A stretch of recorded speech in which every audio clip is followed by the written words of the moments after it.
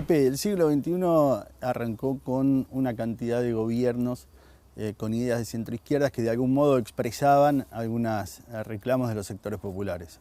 ¿Qué pasó en la región que ahora los presidentes como Cartes, Macri empiezan a tener una idea pro mercado y un giro hacia la derecha? ¿Qué fue lo que cambió en la región para que Latinoamérica se haya inclinado hacia la centro derecha? Pienso que no hubo ningún cambio dramático, cambio de carácter esencial. Lo que pasó es la consecuencia de una acumulación. Salió tal vez mucha gente de la pobreza, lo cual no quiere decir que hayan entendido el proceso, porque contribuimos a multiplicar los consumidores, pero no necesariamente multiplicamos los ciudadanos. Entonces, naturalmente, inmersos en la cultura de esta etapa de las sociedades capitalistas, casi subliminalmente demandamos más. Y la cultura es lo más fuerte.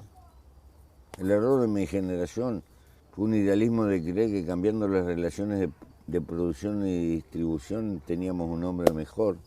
Y no nos dimos cuenta que en realidad, si no cambia la cultura, si no cambia la cabeza, no cambia nada.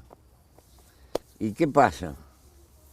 Lo más fuerte que tiene esta etapa del capitalismo es su cultura, que nos transforma a todos, o tiende a transformarnos a todos, en ansiosos compradores. Hasta el lenguaje, la innovación, que está de moda. La mayor parte de la innovación es una forma de revestir la competencia que hay entre el mismo artículo o cosas parecidas, aparentemente un poquito modificadas todos los días para que la gente compre.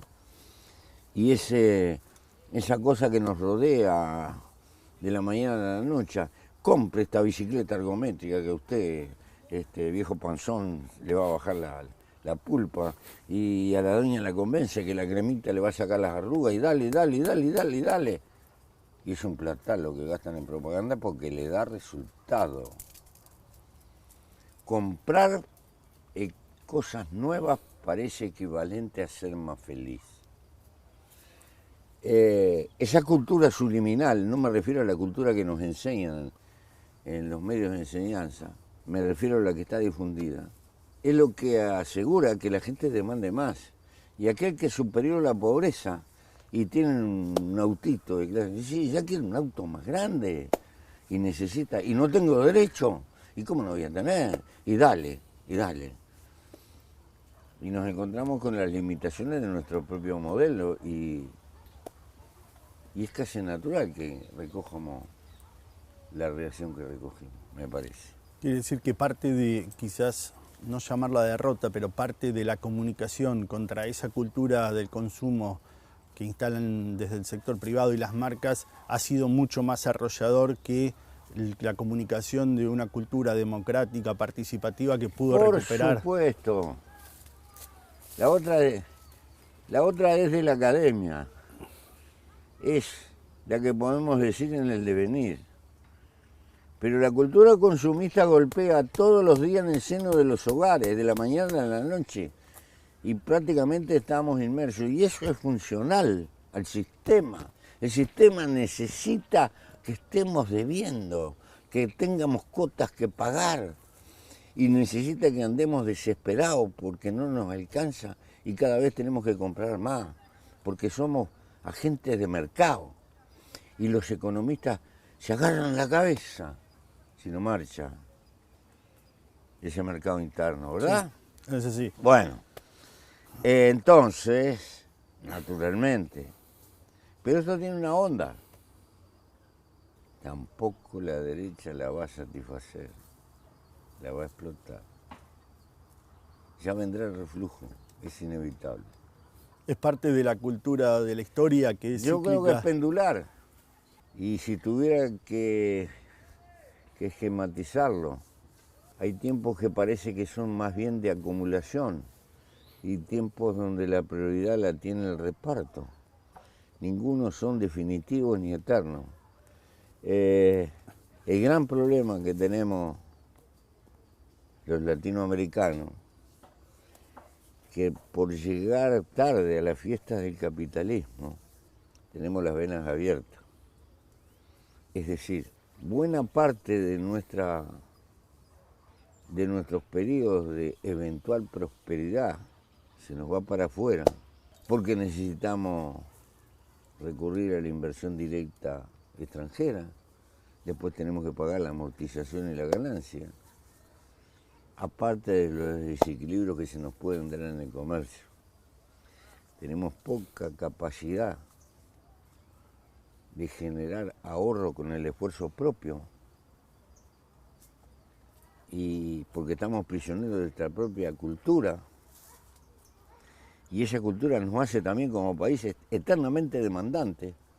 Sin darnos cuenta queremos vivir como el primer mundo, estamos como admirando el consumo del primer mundo, pero no somos. Acumularon mucho, saqueando a África, saqueando a la India, Hay una historia, 200 años atrás. Nosotros estuvimos ahí en el pelotón de los saqueados. Claro. Entonces... Pero aspirábamos a ser los saqueadores. Claro. Además estamos fragmentados, con ínfulas de grandeza. ¿Y en qué estamos fragmentados? Particularmente en la inteligencia. Nuestra inteligencia termina trabajando para el otro mundo, se nos escapan, nuestros mejores investigadores nos los llevan, no los cuidamos y no hemos podido dar pasos para integrar la inteligencia latinoamericana a favor nuestro. Y dependemos, tenemos que comprar conocimientos, somos dependientes, en fin. Fuera de cámara hablábamos de esta cultura capitalista y estos sistemas hiperpresidencialistas de la región en manos de algunos líderes que fueron muy significativos estos últimos años. Correa, Chávez, usted, Néstor Kirchner. Y hablábamos de esta crisis de la sucesión a partir de estos liderazgos fuertes y a partir de las conquistas sociales, sobre todo para los sectores populares, que hablábamos recién de la contradicción con la cultura capitalista. Y usted mencionaba la importancia de los colectivos para la durabilidad en el tiempo de alguna de estas conquistas que permanezcan y se consoliden.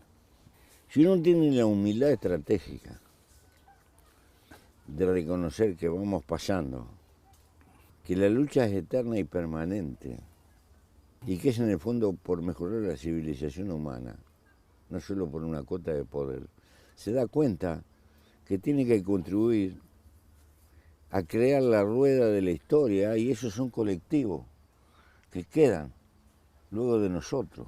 El mejor dirigente no es el que hace más, o el que ladra más, o el que tiene el letrero más grande, o marquesina, o aplauso, reconocimiento. No, el mejor dirigente es el que deja una barra que lo suplante con ventaja.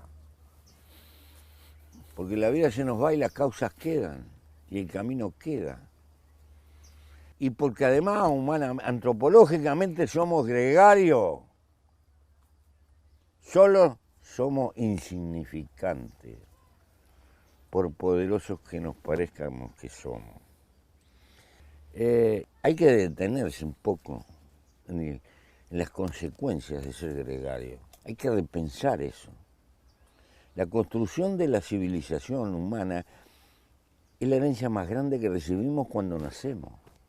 Desde aquellos que descubrieron el fuego y la rueda, hasta los que han descubierto la biología molecular. Cuando nacemos recibimos, sin darnos cuenta, la herencia de ese formidable esfuerzo intergeneracional. Si no fuera, y eso es una construcción colectiva y de generaciones, andaríamos, no sé, ni con un cuero, si cada uno de nosotros tuviera que hacerse los zapatos, hacerse el traje, resolver personalmente los problemas para vivir, éramos inferiores a cualquier animal. Quiere decir que lo que se ha acumulado de generaciones que nos llegan a nosotros, y eso es construcción colectiva, eso va en contra del individuo, no, es lo que ampara al individuo. Lo colectivo es lo único que permite que el individuo no esté en soledad y enfrente a la vida con otras posibilidades. En el derecho antiguo, en las tradiciones antiguas, después de la pena de muerte, La pena más rigurosa era la timia, que te expulsaran de la comunidad, porque tenías que salir a vivir en un mundo feroz, sin respaldo colectivo. Esta etapa de la civilización trata de hacernos, de atomizarnos. Vivimos en la megalópolis, a veces en un bloque de apartamentos ni nos saludamos con los vecinos. Es el imperio de la soledad en el medio de la multitud. Porque cuanto más solos estemos, más manejables somos. Cierto.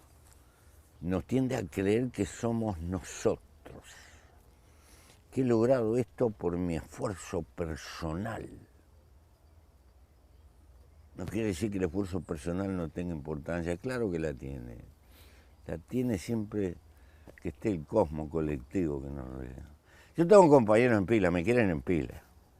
Pero si me da un ataque cardíaco, preciso un cardiólogo, viejo. Eso me lo da la sociedad. Si salgo con el Fuca y se me rompe, tendré amigos, pero preciso un mecánico que lo entienda. ¿Está? Eso es la sociedad. No podríamos vivir sin eso. Pero sin embargo, esto lo olvidamos. Esto es tan elemental que rompe los ojos. Por eso hay que construir cuestiones colectivas. Pero también hay otra cosa. Cambiar el mundo no es changa, ¿eh? Tiene algunos inconvenientes. Y a veces nos han costado caro. Pero es como una avenida que pasan autos y autos van y vienen y es un loquero. No podemos evitar que pasen autos. Pero tenemos que aprender a cruzar la avenida sin que los autos nos pisen. La avenida es la vida. El cruce es el grado de independencia que tenemos acá. Si tenemos conciencia, la lucha es porque esta sociedad demandante no nos lleven del hocico. Porque creo, y este es un problema que tiene que incorporar la izquierda, o eso que llamamos izquierda, que llamamos progresismo, llamemos como quiera. No alcanza con el desarrollo económico, viejo. Hay que entrarse a preocupar por la felicidad humana, porque esta vida se nos va. Ya sabemos todo por dónde vamos.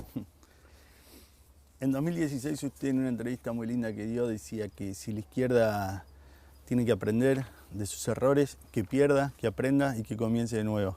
Sí. Y en una frase muy interesante, ¿cuáles son aquellos errores de los que la izquierda tiene que aprender en el proceso político que viene?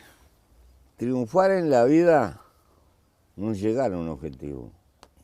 Triunfar en la vida es levantarse y volver a empezar cada vez que uno cae. La lucha es eterna y continua, y la lucha es por mejorar la civilización humana.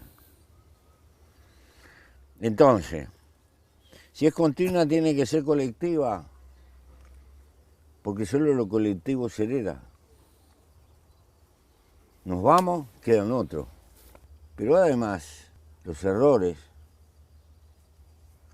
y la falta de humildad, el creernos tan soberbios que tenemos la verdad absoluta revelada y que somos absolutamente imprescindibles, y perdemos capacidad de negociación entre nosotros mismos y nos atomizamos. La gente de izquierda tiende a dividirse por ideas y la gente de derecha tiende a juntarse por intereses. La gente de izquierda es demasiado poética, la otra es demasiado realista. Para un poquito, para enfrentar eso hay que juntar colectivos grandes. Para lograr colectivos grandes hay que aprender a transar con las diferencias y lograr puntos medios. Pero somos frecuentemente tan soberbiamente intelectuales y abstraccionistas que dejamos por el camino a todos los que discrepan y queremos cosas cuadraditas, perfectas, que solamente están en el esquema de nuestra cabeza. La vida no es así. Y debilitamos las fuerzas que pueden servir para enfrentar los desafíos que nos impone la grosa unidad de la derecha, que tiene sus contradicciones y a patada también, pero tiene un instinto superior porque tiene intereses que custodiar. Creo que esta ha sido una constante. Al fin y al cabo ha habido ejércitos de esclavos que han salido a cazar esclavos. Brasil está viviendo uno de los terremotos políticos más importantes de la región, si no del mundo. Un candidato a presidente que, pudiendo ser reelecto casi con el 60% de los votos, en este giro hacia la derecha que tiene la región, han decidido encarcelarlo. Esta es una crisis no solamente para Brasil, sino también para la región. ¿Cuál cree usted que va a ser el impacto en la región de esta enorme crisis democrática que está viviendo Brasil? Yo no lo puedo medir, pero no es la primera vez que Brasil hace dibujos de terror. Hay que recordar el suicidio de Getúlio Vargas. Es un país con su cultura, es curiosamente, debe ser el pueblo más alegre de América Latina, un pueblo de samba, hermoso, mestizo, como poco.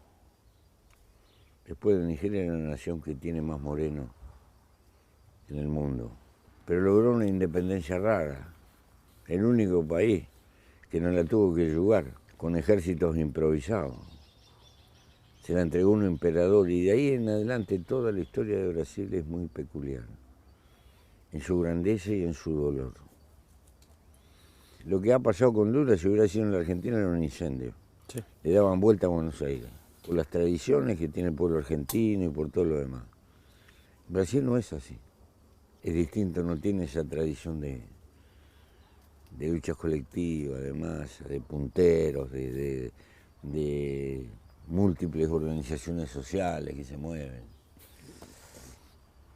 ¿En qué desemboca? No sé. Tengo una cuota de pesimismo, pero como estoy demasiado sazonado, un poquito demasiado usado, me puedo pasar de la raya. Porque se han hecho tanta barbaridad, hay que recordar lo de Dilma y eso, no parece que tengan espíritu de detenerse, así como así. De todas maneras, no la van a tener fácil, porque lo que estoy seguro, que parte de toda esa opinión a favor de Lula son las consecuencias sociológicas de las reformas conservadoras que están metiendo. Lo meten a Lula en cana, pero los efectos de las reformas que están metiendo lo siente la gente, y la gente se expresa políticamente. El PT, a la caída de Lula, estaba hecho pelota, y el PT sin Lula es muy poco, pero con Lula es mucho, porque es un símbolo que está nucleando todo eso. El fenómeno de la corrupción ha golpeado por toda América Latina, pero existe en el mundo entero. Pero es una cosa curiosa, porque en América Latina nos destripamos, entre otras cosas rompemos todas las empresas. La Volkswagen, la empresa de fabricación de autos más grande del mundo, se mandó una joda de carácter sideral. No hay nadie en cana y sigue facturando autos y paga multa. La banca Morgan la vacunaron con 3.000, 4.000 millones de dólares de multa, pagan y otra cosa, ¿verdad? Y así sucesivamente. Nosotros destrozamos todo. Y una empresa, yo que tengo una visión socializante, una empresa es también una construcción social. Las pocas que tenemos, cuando las dejamos destrozadas, ¿a quién favorecemos? A las multinacionales de afuera. Yo preferiría ponerlo adentro de una jaula y me seguís administrando esto, o intervenir, pero no matar. No matar a la empresa, porque la empresa es un esfuerzo colectivo, hay una acumulación de conocimiento, de experiencia, de funcionamiento. Romper eso es un disparate. Los europeos lo han aprendido perfectamente. Le hacen pagar una multa, tienen dinero, pero no matan las gallinas. Nosotros deshacemos todo. El fenómeno de la corrupción de la que usted hablaba es interesante porque atraviesa a izquierda y a derecha por igual. y pareciera ser más parte de la esencia del ser humano que un problema exclusivo de la política. Pero que en estos últimos años los sondeos de la opinión pública, que antes exclusivamente a la sociedad les preocupaba la seguridad, el desempleo, la educación, hoy parece ser una preocupación también de toda la sociedad. A riesgo de parecer ingenuo, me gustaría preguntarle cómo se combate la corrupción. Esto se toca con lo que dije en principio. Si de hecho se está sembrando la imagen que triunfar en la vida es tener plata, y eso es lo que estamos vendiendo como un modelo, y triunfador es el que gana mucha plata, ¿qué nos vamos a asustar de la corrupción? Es una consecuencia del modelo que estamos planteando. Y se lo planteamos a todas las clases sociales, y el gurí que nace en la pobreza y sale de caño está enfermo de lo mismo. Y el burócrata que tiene un puesto importante en el Estado está enfermo también de lo mismo. Es una consecuencia de esta cultura. No hay que asustarse, humildemente como lo veo yo. Entonces, recogemos lo que sembramos. Ahora bien, no sembramos una sociedad de santos. No nos preocupamos por una sociedad solidaria. Tácitamente nos preocupamos por una sociedad de hacer la tuya. Y mirá que con eso vas a ser más feliz. Y entonces, acá hay un problema de filosofía de la vida. El capitalismo necesita de que estemos ambicionando, queriendo, y comprando cosas nuevas y deseando, explotar, generar deseos. Porque paralelamente a esto tenés que hacerte esta pregunta: ¿por qué hay tantos psiquiatras? ¿Por qué tanta enfermedad del valero? Por la frustración de no poder alcanzar lo que la sociedad nos plantea como un modelo de éxito. Bueno, parece que entramos en eso, en el siglo de las enfermedades neuronales, lo que está demostrando que algo anda mal. No puedo dejar de decir algunas cosas que voy a parecer algo así como un neoestoico. Pobre es el que necesita mucho. Es la vieja definición de Séneca. O la definición de los Aymara. Pobre es el que no tiene comunidad. El que está condenado a estar rodeado de soledad. ¿Qué pasa? Este ideal de vida que significa comprar más cosas, que está planteado, y que el éxito depende de la riqueza, no tiene fin. Y quedan por el camino los afectos. Porque para cultivar los afectos se necesita tiempo. En la edad juvenil el amor necesita tiempo. Las relaciones personales necesitan tiempo. Los afectos, porque el ser humano es muy emotivo. Muy emotivo. Primero sentimos, después pensamos. Esas cosas necesitan tiempo. Pero si el tiempo de nuestra vida se gasta en la lucha por tener dinero para pagar las deudas que tenemos y en cosas, ¿qué tiempo tenemos para nuestros afectos? Yo no quiero que a mi hijo le falte nada, pero boludo, le faltás vos, que no tenés tiempo jamás de salir con tu hijo. No joda, ¿qué querés? ¿Sustituir los afectos con juguetes? La cosa no va por ahí, porque las cosas inertes no emocionan. Las emociones son consecuencia de las cosas vivas. Esto es tan elemental que agarramos tácitamente todo el sistema, nos lleva por un camino que es muy contrario a nuestro sentir. En realidad, cuando tú compras, no compras con plata, compras con el tiempo de tu vida que tuviste que gastar para tener esa plata. Ojo, yo no hago apología del atorrantismo.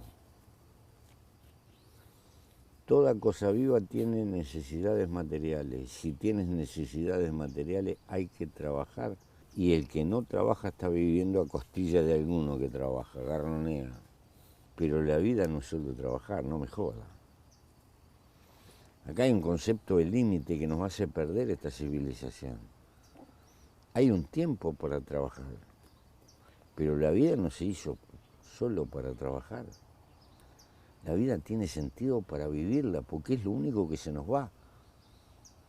Gasto tiempo para tener plata para comprar, pero no puedo ir al supermercado a comprar tiempo de vida. Entonces yo estoy canjeando tiempo de mi vida para tener plata para consumir más. Y si ese consumo no le pongo un límite, adiós. Por eso el concepto de límite, el viejo concepto griego, nada en demasía, es parte de defender la libertad. Porque ¿cuándo sos libre? Cuando estás sometido a la ley de la necesidad, no sos libre. Sos libre cuando tenés tiempo que tú lo usás en lo que a ti te gusta y a ti te motiva. Porque el concepto de libertad es muy abstrato, todo el mundo habla de la libertad. La ciencia contemporánea nos niega la existencia hasta del libre albedrío, pero no quiero entrar en eso, porque es como matar la poesía, no queda más nada. Nos mató el alma, nos mató a Dios, nos mató todo, no queda nada. Bueno,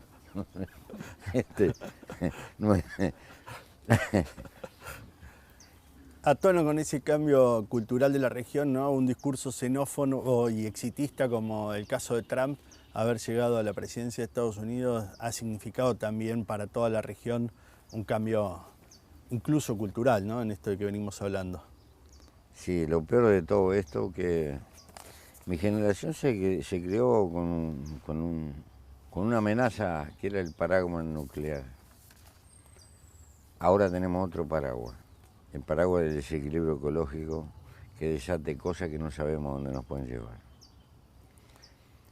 Y con una responsabilidad ausente de los gobiernos de los países centrales que asusta, que da miedo. Hay que tomar medidas de carácter mundial defendiendo la salud del barco en el cual andamos dando vuelta por el universo. Y no lo hacemos. Nada más ni nada menos. Sabemos todo lo que hay que hacer y lo que puede pasar, pero no lo hacemos. Y tenemos los medios para hacerlo. Yo creo que nunca la historia de la humanidad vio un desafío tan grande. Porque ni ignoramos lo fundamental de lo que está pasando. Hace 30 años nos pronosticaron cosas que se están dando y nos dijeron cuáles eran las medidas. Y permanecemos de brazos cruzados. Hay una responsabilidad criminal con el porvenir. ¿Será el bicho humano un animal tan estúpidamente inteligente? Eso sí que es un drama. Bueno, estas cosas empiezan a estar en disputa. Usted hace un rato hablábamos de la izquierda, ¿no? Y los desafíos de la izquierda en este nuevo paradigma cultural que es el del consumismo y de la cultura capitalista. ¿Cuál debería ser, si bien hablamos un poco, el rol de la izquierda en el siglo XXI respecto de esta nueva cultura del consumismo que hace que algunas de las banderas que... Primero hay que introducir este concepto de la lucha por la felicidad humana. Yo sé que la felicidad no se arregla por decreto o por imposición, pero si tú le empiezas a dar vuelta a esta idea matriz, te cambian los parámetros de todo. Una mentalidad que se preocupe de la felicidad humana va a generar parámetros industriales donde para construir un producto, cualquier producto industrial, tengas que pensar inmediatamente cómo se recicla y en qué se recicla. Porque estás obligado a seguir los caminos que te traza la naturaleza. ¿Tú viste que la naturaleza haga basura?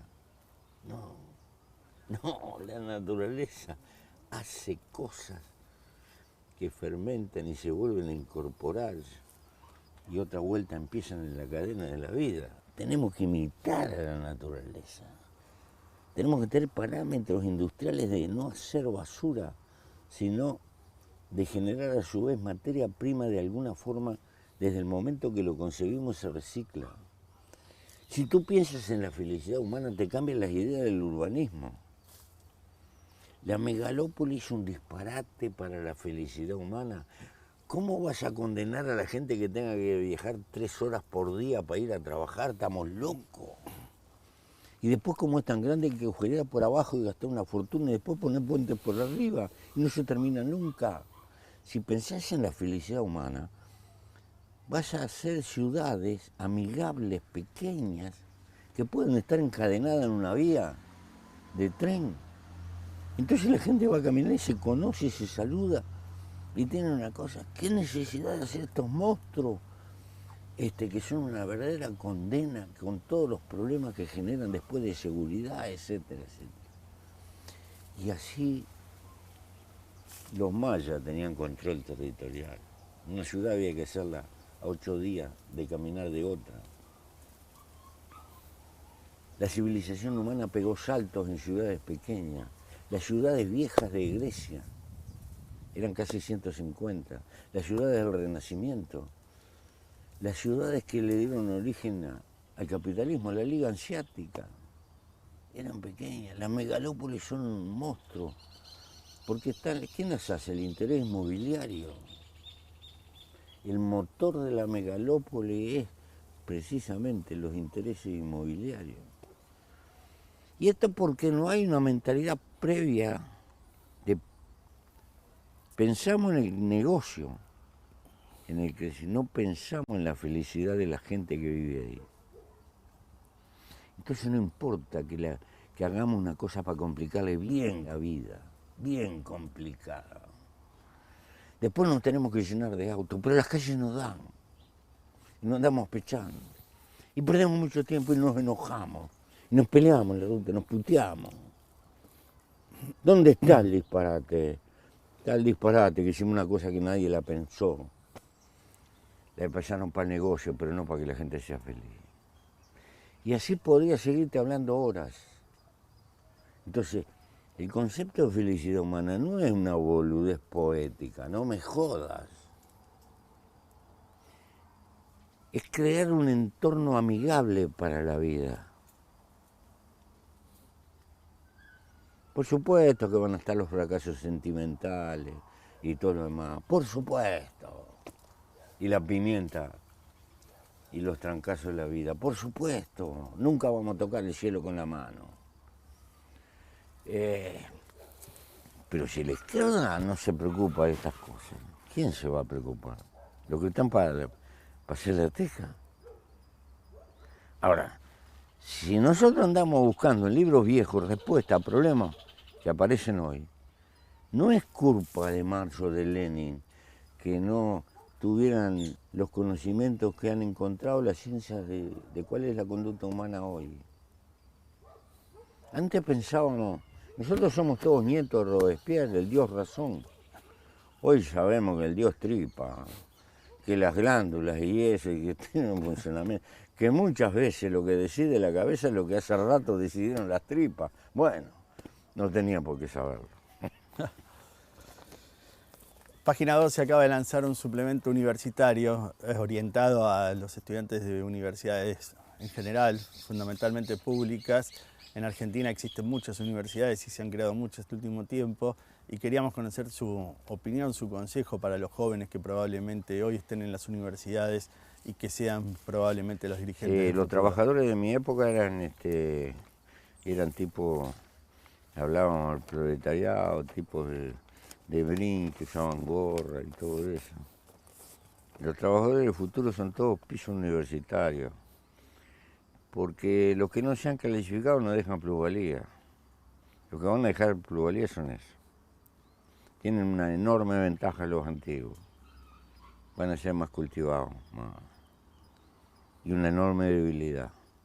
Van a ser más débiles, porque son más modernos, menos primitivos. Tienen mejor cabeza, pero son más flojitos el cuerpo. Es decir, más débiles para soportar las durezas de las privaciones. y las trampas de la vida, mucho más inteligente para poder avisorar camino. Vaya contradicción. Pero no es... Te das cuenta que yo ya estoy muy usado, ¿no? No voy a ver ese mundo. ¿Cree que la política sigue siendo la herramienta principal para la transformación de la sociedad? La política es una necesidad inevitable, porque es consecuencia del carácter gregario del hombre. No podemos vivir sin sociedad. Estamos condenados a vivir en sociedad, no somos felinos. Los felinos pueden vivir solos, se juntan apenas para parearse. No, nosotros somos gregarios, nos demos cuenta o no antropológicamente. Somos tan gregarios que nos hacemos hincha en cuadro de fútbol, que es una sociedad anónima, y gritamos como locos con una pasión terrible, el Barça. Es una máquina de negocio, y gritamos como locos y nos fanatizamos. No es por el Barça, es que nosotros lo necesitamos. Bueno, si estamos condenados y necesitamos sociedad, tenía razón Aristóteles, el hombre es un animal político, porque la sociedad significa conflicto. Y si hay conflicto, alguien tiene que mediar, laudar, para que la sociedad exista. Aún aquellos que dicen, no me interesa la política, es una posición política. La política está metida en todo. El problema es que en las últimas décadas la política la han estado reduciendo a un apéndice de la econometría, por un lado. Parece que la política es solo la marcha de lo económico. Y segundo, la política, que en el fondo es un derivado de la vida de la polis, de la vida de la sociedad, de la vida social, también expresa los duelos y las diferencias que existen entre las clases sociales que componen una sociedad. Por eso, la política está condenada a ser parte de los conflictos. Me parece un camino inevitable. Ahora, aquí hay posiciones distintas y este es un problema que tiene la izquierda. La sociedad es consumista y esta etapa que estamos, tienden la mesa y te invitan al banquete de la mesa. Es como si te dijeran, mirá que también hay para vos. ¿Qué quiero decir? Inventamos la república con la idea de que los hombres somos iguales, por lo menos ante la ley. Todos sabemos que hay algunos que son mucho más iguales que otros. ¿Qué vamos a ser iguales ante la ley? El que tiene mucha guita tiene abogados mucho mejores. Pero igual es una afirmación de principio que hay que defenderla. Debiera ser un camino ideal por el cual luchar. Los defectos que tiene no quiere decir que tengamos que volver al absolutismo. No merece ser despreciado, hay que defenderlo. Pero me parece que los que rengueamos por la parte izquierda, o los que tenemos un sentimiento solidario, no debiéramos de desviar nunca nuestra forma de vivir y vivir como vive la mayoría en nuestro pueblo y no como viven las minorías privilegiadas. La izquierda tiene que cultivar una conducta. La mesa ubérrima a la que nos invitan los señores, por urbanismo tal vez tengamos a veces que sentarnos y concurrir, pero no es nuestra mesa. Nuestra mesa es la mesa común y corriente del pueblo común y corriente. Hay que vivir como se piensa, porque de lo contrario terminamos pensando como vivimos.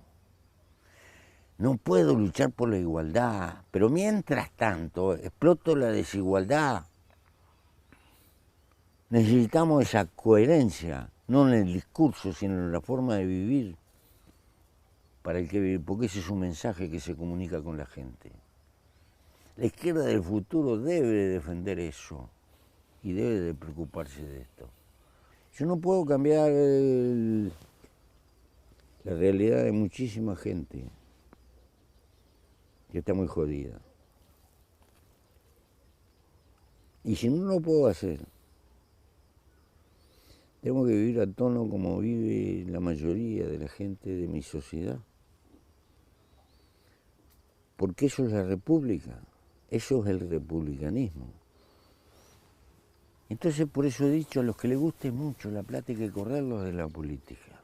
Los que estén enamorados de la plata que consideran, hay que correrlos de la política.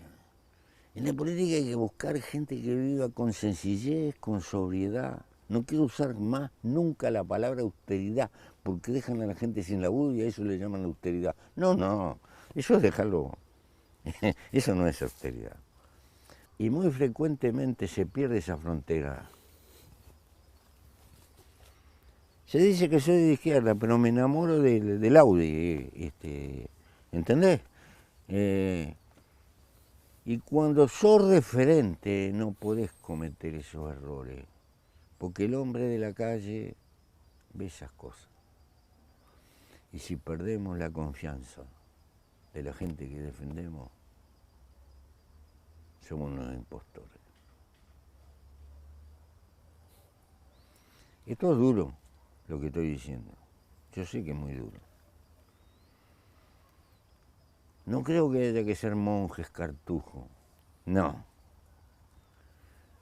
Pero es muy fácil entender lo que digo. Vivir como el pelotón de la sociedad, como la inmensa mayoría, con esos niveles que tiene los escalones más humildes de la clase media.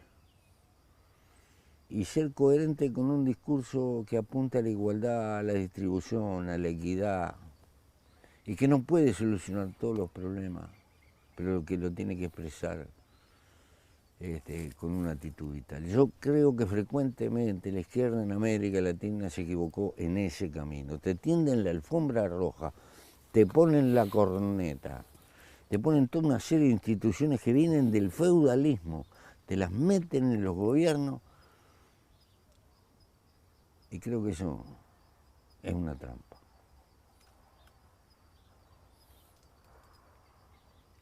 Soy desconfiado viejo.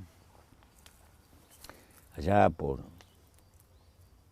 la época de Nikita Khrushchev fui a la Unión Soviética y me llevaron a un hotel que se llamaba el Baltia. Había unas alfombras que me hacían cosquillas en los tobillos. Y yo me hago la pregunta, ¿y para qué hicieron un hotel con este lujo, una revolución proletaria? Ya no me gustó. Y empecé a mirar y me di cuenta que empezaba a haber una clase acomodada que vivía. No. Guarda. La forma de vivir también tiene que ver con lo que terminás pensando. Pero además, esto se toca con la libertad. Si no andás en la vida liviano de equipaje, tenés que preocuparte después de una cantidad de cosas materiales que te rodean. Todo es complicado y difícil. Muchos sirvientes, muchas cosas, que te afanan esto, que te afanan otro. Hay que poner el cagüete para que vigile a los otros que están laburando. Deja. Si se puede vivir con enorme sencillez, tranquilo. Tenés que caminar cuadras, tener una tipa para que te traiga un té que camine 2 cuadras y cuestiones por el estilo. No sé qué sentido tiene. Cierto. Lo que quiero decir que la sobriedad y la sencillez en el fondo son una terrible comodidad.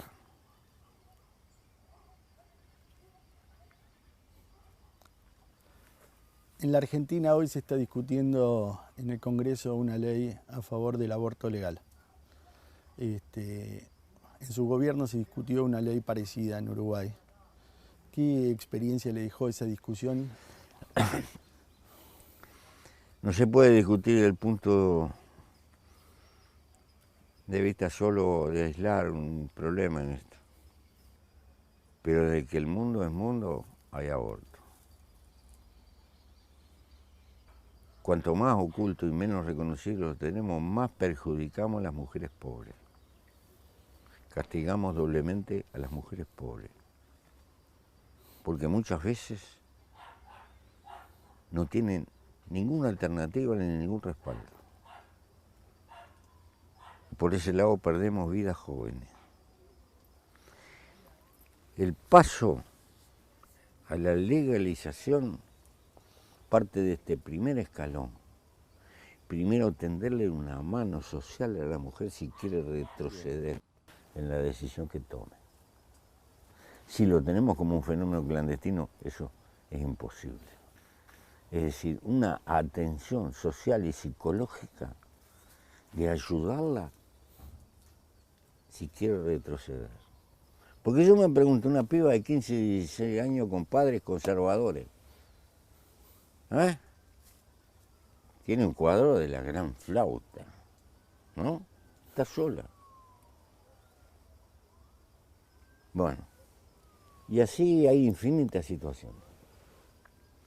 Creo que se terminan salvando más vidas con un procedimiento así, de cara, de frente, reconociendo la realidad, que en el otro, decir, no, el aborto, no, pero sigue existiendo. Porque somos hipócritas si no nos enteramos de que existe. Y que termina en una sociedad del mercado, siendo un estupendo negocio para algunos y caro, y un veinteneo para las clases sociales más débiles. Más claro, las mujeres que tienen la necesidad de abortar y que tienen poder económico van a resolver el problema clínicamente bien atendidas. Las mujeres que están en el fondo de la sociedad, que tienen problemas sociales, se van a jugar la vida. Por esto nosotros decidimos, porque no es que no me gusta o no me gusta, el problema es, existe. Esto es una realidad social, existe. Y no querer ver lo que realmente existe es aumentar los peligros que tiene en sí. Por eso, este es un problema que hay que verlo con seriedad, con mucha seriedad. Lamentablemente lo deberían de decidir las mujeres y los hombres tendríamos que callarnos la boca. Me parece que los hombres que en los escalones más pobres de la sociedad solemos tener una conducta escapista. Dejamos a las mujeres con hijos y nos vamos. Frecuentemente. O tenemos que inventar leyes para meterle la mano en el bolsillo porque la pareja se rompió y después no se hace frente a las consecuencias que tuvo. ¿Verdad? Sí. Todo eso existe. Todo eso. Así que no somos tan poéticos. Yo sé que mucha gente va a discrepar con mi forma de pensar. En el Uruguay esta manera de pensar no se puede tapar lo que existe. Nos llevó que en 1912 hubo un gobierno que le dio el divorcio a la mujer por su sola voluntad, que reconoció la prostitución y la organizó, carnet de salud y aportes sociales. ¿Por qué? ¿Porque me gusta la prostitución? No. Pero existe, tan vieja como el mundo. Y no porque a un gobierno se le ocurra que no existe, no va a dejar de existir. El alcohol, el chupe, por favor.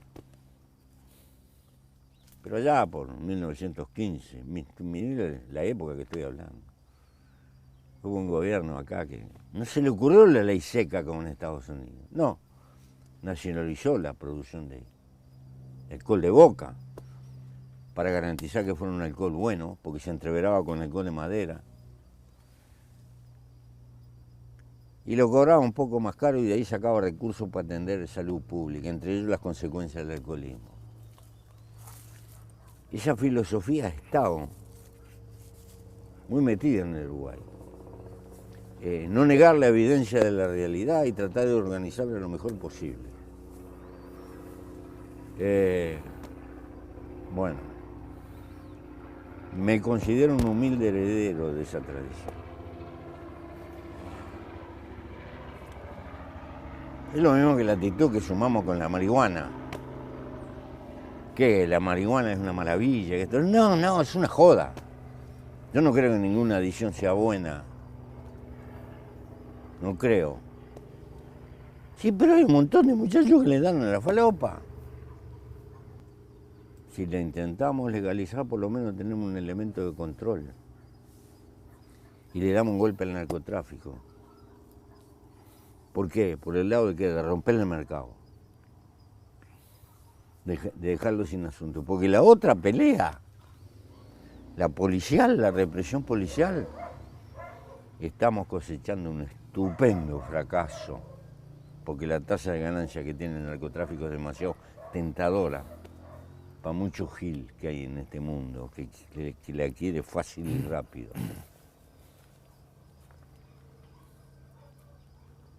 Sabés que hay una cierta armazón en todo. No negar la evidencia de la realidad. Y aceptándola, tratar de organizarla lo mejor que se pueda para que tenga un costo menor.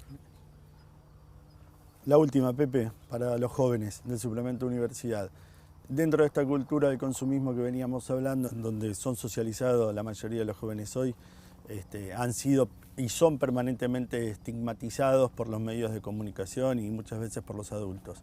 Sin embargo, en los ámbitos académicos, en la universidad, es donde se encuentra la mayor cantidad de jóvenes organizados, en donde se da la mejor y mayor discusión sobre todos los temas. ¿Cuál sería un mensaje para dejarle a estos jóvenes organizados en donde la discusión de la política... Mirá, hermano, donde yo he visto gérmenes de un futuro más comprometido y más generoso, de un hombre mejor, es en el piso de las universidades del mundo.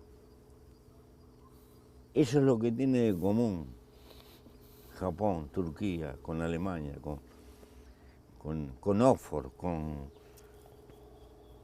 Nueva York, con México, con la Argentina, con Brasil. El mundo que viene, no por bueno, va a necesitar masivamente trabajadores con capacidad terciaria. El mundo que viene va a multiplicar las universidades porque lo precisa. No por bueno, porque esos trabajadores en un mundo tecnológico son los que van a dejar plusvalía. Y yo creo que hay que apostar a trabajar políticamente con esa gente y con esos muchachos. Más, trabajar en ellos cumple el papel que cumplía en mi juventud el trabajar con los obreros. Y hay que dedicarle gran esfuerzo político, porque para donde se vaya volcando esa gente va a ser el mundo del futuro. Pero hay que discutir, además de econometría, un poquito más de estas cosas que hemos estado hablando. Muchas gracias, Pepe. Suerte.